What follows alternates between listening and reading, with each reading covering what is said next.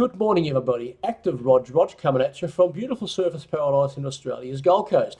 Now, has your Macbook been giving you a lousy battery life? Well, like mine, I've had this thing for a few years and I'm lucky to get 3 or 4 hours of battery life out of it. Well, it's time to replace the battery. You can either go to the Apple store, book it in and pay hundreds of dollars, or you can do as I did and basically order a battery from China for about 50 bucks, one of these. And I'm going to show you how to replace it. So you need obviously your MacBook Air with lousy battery life. You'll need a T5, you need 2 pentalobe screwdrivers, and of course the battery and a kitchen knife to use as a spudger. So first thing we do is we basically undo the screws. Let's point the camera down here so you can see what I'm doing. There's a whole bunch of screws to take out. Yeah, wrong screwdriver.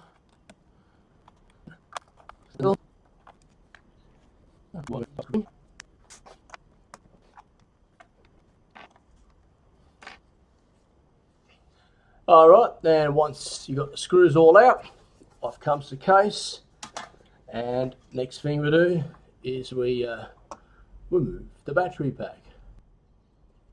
First we've got to remove the power connector, which would be here. Very gently pop him off. That's it. One screw comes off here.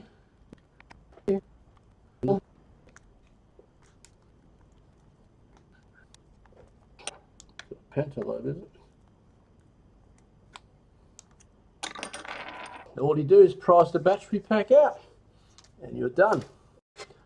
So once you've got your battery in, if your shield's fallen off, pop the shield in, pop the lid back on.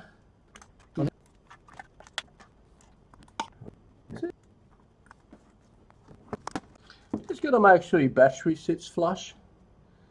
It has a habit of popping out slightly.